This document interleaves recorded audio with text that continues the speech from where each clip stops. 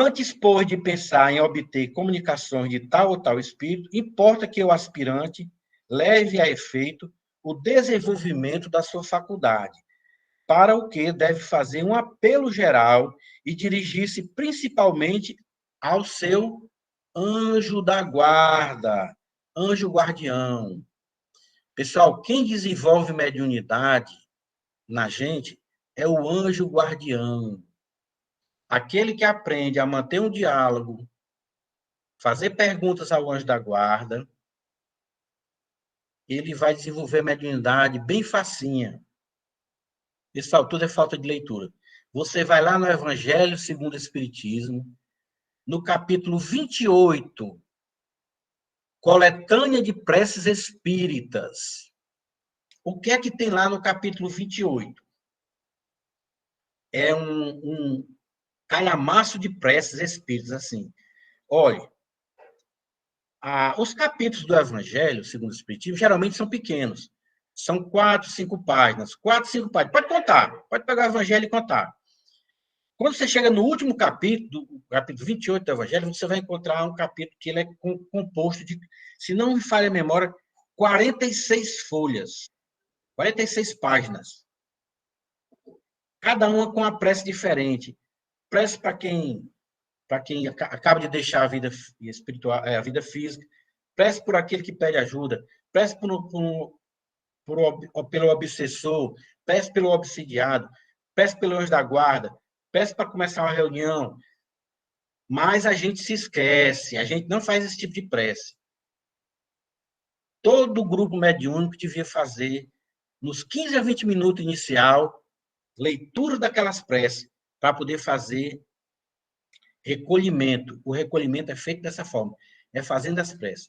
Quando você faz alguma pergunta para o anjo da guarda, como é que ele responde? Ele responde na sua consciência. Quando você faz alguma pergunta sincera ao anjo da guarda, a respeito das suas ações, como eu devo fazer para melhorar em determinado ponto, como eu devo melhorar desse defeito que eu tenho, tal, o anjo da guarda vai lhe responder na sua consciência.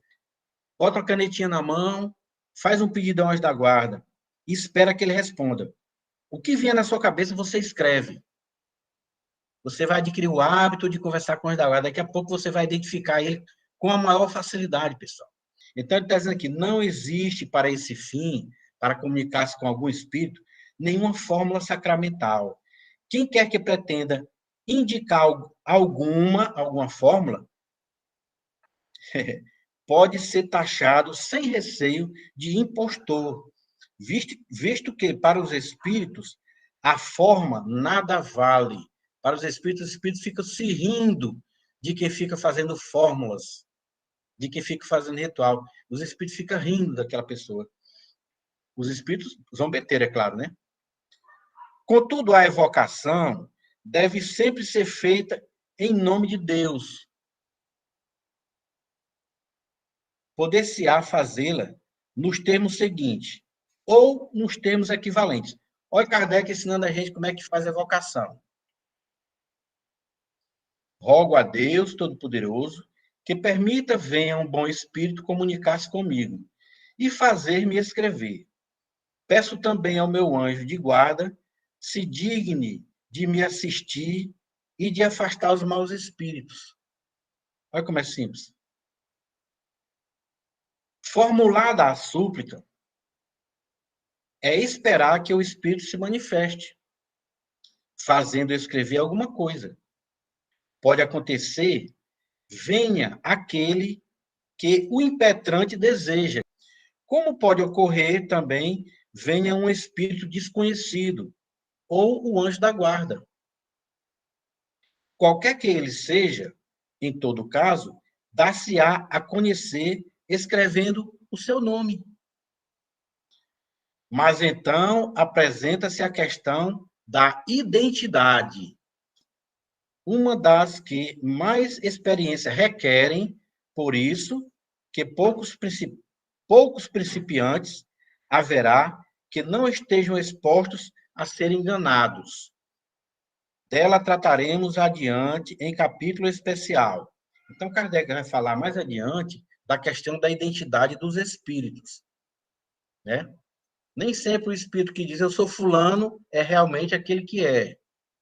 Se for uma pessoa íntima, você vai perceber pelos detalhes da intimidade que você tinha com ele. Se não tiver nenhum detalhe de intimidade, já vê que é um charlatão.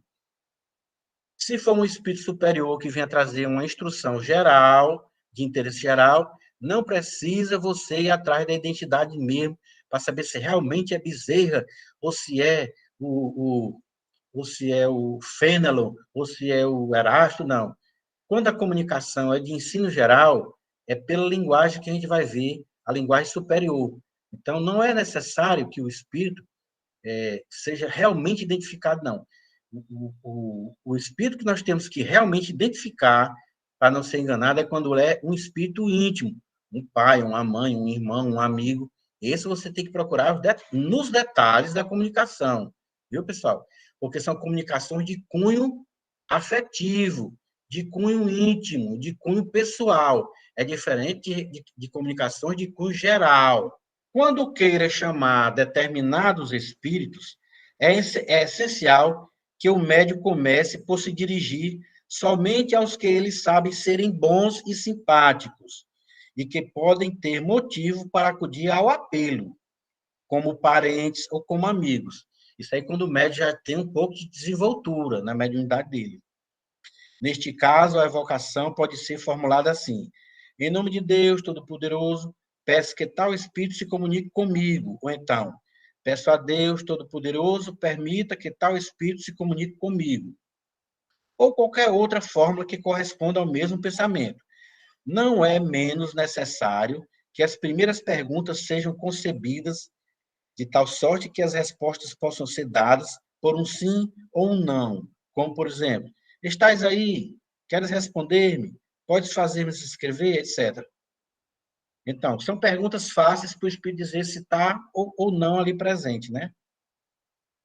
Isso aqui não é necessário a gente se deter muito nesse aspecto aqui, porque é mais a título de informação que Kardec está nos dando aqui, né?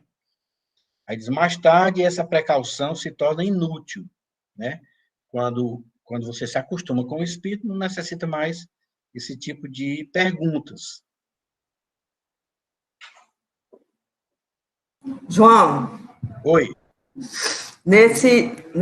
os espíritos superiores, né? Necessariamente não precisa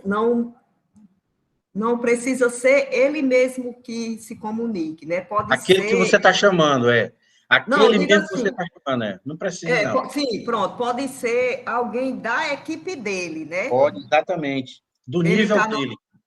ele tá numa missão, em algum trabalho, e em Isso, outro, né? Na estirpe dele, né? E da isso. equipe. Qualquer espírito superior, pela linguagem, nós vamos saber se é superior. Você tem que analisar, ver se ele não entrou em contradição com alguma coisa. Então, ele pode assinar o nome que ele quiser, e a gente acata, não pelo nome, acata pelo teor da comunicação, né? O nome pouco importa. Os próprios espíritos dizem, o nome pouco importa, né? Então, Essa necessidade de saber se é mesmo, como você já disse, é só o espírito familiar, né? No só quando é um caso de espírito uma familiar. carta psicografada, aí tem a necessidade de saber se realmente é ele. Mas Sim, exatamente. Mas no caso de um superior, escrever como Bezerra de Menezes, por exemplo, Sim, pode ser alguém da equipe dele, da equipe dele. necessariamente. Você não precisa. Ah, mas eu queria tanto evocar o Bezerra para saber se foi ele mesmo. Não, não há necessidade, né? Você pensa assim, será que Bezerra assinaria embaixo essas palavras que esse espírito está falando? Aí você lê e você vê se ele assinaria. Se ele assinar, então pode ter sido ele ou não, não importa, né? É assim que a gente deve acatar. Tem psicografia que eu já vi de casas, né, que se identifica como espírito superior e fica elogiando as pessoas. A gente sabe que já não é Já não aquele é. espírito, né? Aí ele já pisou como é que diz? Já viajou na maionese aí. Entendeu, pessoal? Espírito que faz elogio a grupos, a alguém particularmente, Pode ir atrás, que não geralmente é espírito que quer fascinar o grupo, espírito fascinador. Ele vem falando que, às vezes, ele arrodeia, diz que é o avô, diz que é alguém da família, que é para poder o médico ficar todo orgulhoso. Ai, meu avô, tá vendo? Eu descendo de um espírito evoluído. Aí você vai na onda. Então, não é assim. É todo cuidado.